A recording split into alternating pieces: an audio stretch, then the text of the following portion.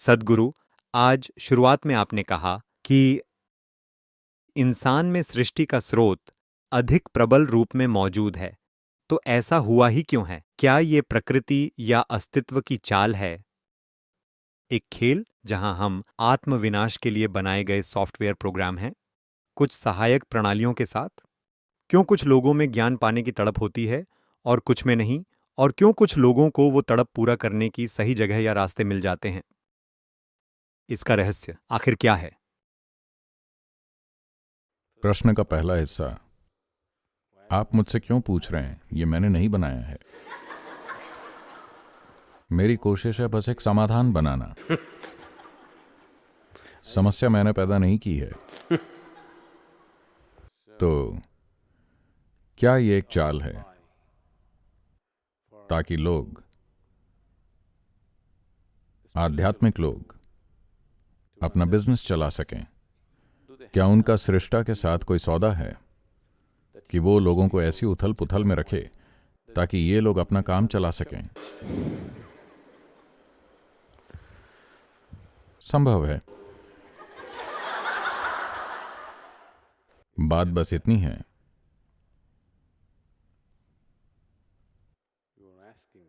कि आप ये खास पीड़ा के साथ पूछ रहे हैं। तो मैं बस इसके साथ थोड़ा खेल रहा हूं। आपको चूहे बिल्ली का खेल पता है? कहावत है, ಇಲಿಗೆ ಪ್ರಾಣ ಸಂಕಟ ಬೆಕ್ಕಗೆ ಚೆಲ್ಲಾಟ। इसका मतलब है कि चूहे के लिए जीवन और मृत्यु का प्रश्न है, बिल्ली के लिए ये खेल है।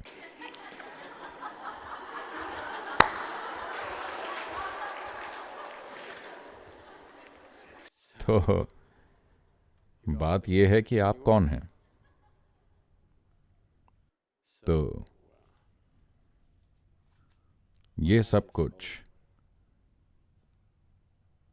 ऐसा क्यों बनाया गया है? क्या ये इन आध्यात्मिक गुरुओं और सृष्टा के बीच किसी तरह की साजिश है? नहीं, ये सारी साजिश दूसरी तरफ से है। हम उसे हराने की कोशिश कर रहे हैं। हमारा साजिशकर्ता से सौदा नहीं है, पर हमने उससे दोस्ती कर ली है। क्योंकि अब हम उसके दोस्त हैं, तो हम उससे दरवाजे खुलवा सकते हैं।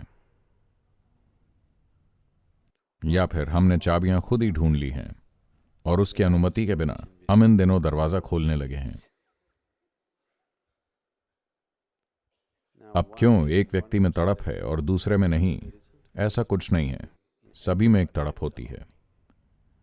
हर किसी में अभी जो वो है उससे थोड़ा और अधिक होने की तड़प होती है ना?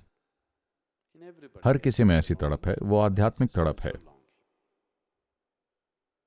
बात बस ये है कि ज्यादातर लोग इसे तब तक नहीं पहचानते जब तक कि एक निश्चित मात्रा में दर्द या पीड़ा या बुढ़ापा या मृत्यु का निरंतर भय उनके जीवन में प्रवेश नहीं कर जाता। तब तक वो उस तड़प को पहचान नहीं पाएंगे कि वो असल में क्या है। वो हर तरह की तस्वीरें बनाते रहेंगे, उस तड़प का उपयोग करके वो रोजाना लाखों अलग अलग तरह की तस्वीरें बना रहे हैं। वो सोचते हैं पैसा चाहिए। वो खुद को ये सोचकर मूर्ख बनाना चाहते हैं कि बात किसी पुरुष या स्त्री की है। वो बिल्कुल जानते हैं ऐसा नहीं है, पर वो इस खेल को हमेशा के लिए खेलते रहना ही पसंद करते हैं। उन्हें लगता है कि बात एक नए घर की है। उन्हें लगता है कि बात एक नई नौकरी की है। उन्हें लगता है कि बात प्रमोशन की या बात पैसे की है। वो वाकई ऐसा नहीं सोचते। वो बस ऐसे खेलना चाहते हैं। सभी जानते हैं कि इनमें से कोई भी चीज तृप्ति नहीं देगी। उन्हें साफ पता है ना? पर वो फिर भी खेलते रहते हैं। तो ये खेल इतना मुश्किल क्यों है? स्थिति कुछ ऐसी है। शंकरन पिल्लई और उनकी पत्नी सो रहे थे। रात में पत्नी को लगा कि उसने नीचे कुछ आवाजें सुनी हैं। उसे लगा कि कोई चोर होगा, तो उसने कहा, अरे आप जाग रहे हैं क्या? शंकरन पिल्लई बोले, नहीं।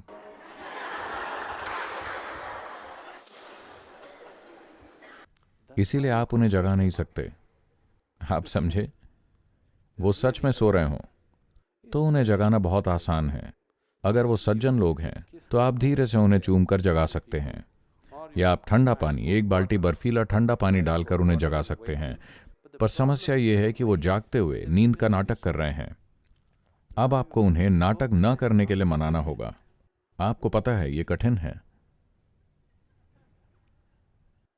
आप जानते हैं, तभी ये इतना मुश्किल लगता है, वरना नहीं। अगर लोग वाकई सो रहे होते तो उन्हें नींद से जगाना बहुत आसान होता। वो जागे हुए हैं पर सोने का नाटक कर रहे हैं। अब अगर आप देखिए, कोई व्यक्ति सोने का नाटक कर रहा है, उसे पलट दें, वो ऐसे सो जाएगा। उसे बिठा दें, वो बैठकर सो जाएगा। खड़ा कर दें, वो खड़े खड़े सोएगा। जब उसने न जागने की ठान ली हो तो फिर इसमें बहुत मेहनत लगती है। हम आध्यात्मिकता के नाम पर यही मूर्खतापूर्ण काम कर रहे हैं, उन्हें जगाने का जो पहले ही जागे हुए हैं, पर जिन्हें सोने का नाटक करना पसंद है। वरना ये रुक क्यों नहीं रहा है? एक सत्संग काफी है ना? बस एक सत्संग ही काफी है। क्यों एक के बाद और एक? क्योंकि एक सत्संग में आप उन्हें ऐसे पलटते हैं तो वो ऐसे सो जाते हैं। उससे काम नहीं हुआ तो अगले सत्संग में हमने उन्हें वैसे पलटा, वो वैसे भी सो गए। हर नई स्थिति में वो सो जाएंगे। तो हम उन्हें किसी भी स्थिति में बैठने नहीं देते। हम उन्हें हमेशा हिलाते ही रहते हैं, निराशा की हद तक। तो वो कहेंगे, ठीक है, ये आदमी मुझे वैसे भी सोने नहीं देगा, क्या बकवास है। तो जाग ही जाता हूं। मूर्ख लोग ऐसे जागते हैं, पर बुद्धिमान व्यक्ति को तभी जागकर आंखें खोलकर देखना चाहिए जब पता चले कि वो जागा ही है।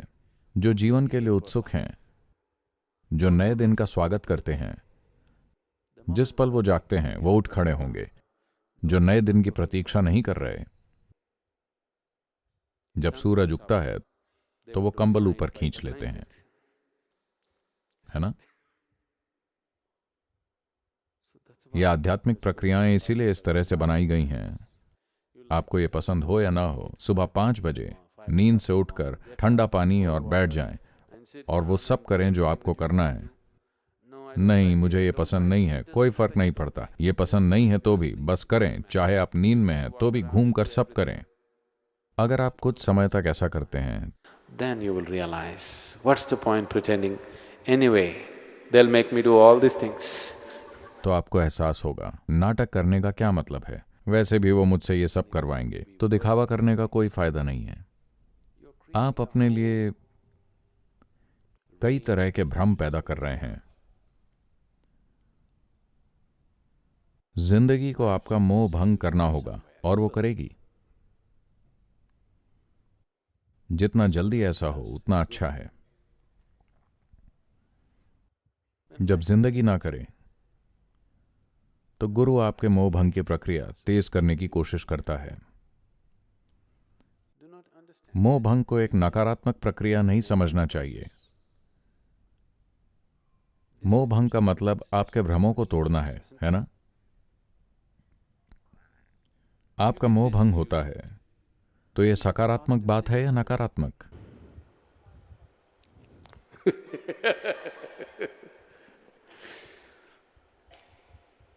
पर जिंदगी की यही तो सारी समस्या है ना?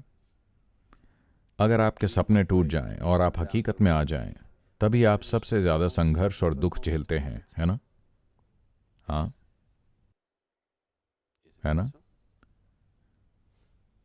अगर सारा भ्रम टूट गया और आप हकीकत में आ गए तो आपको खुश होना चाहिए।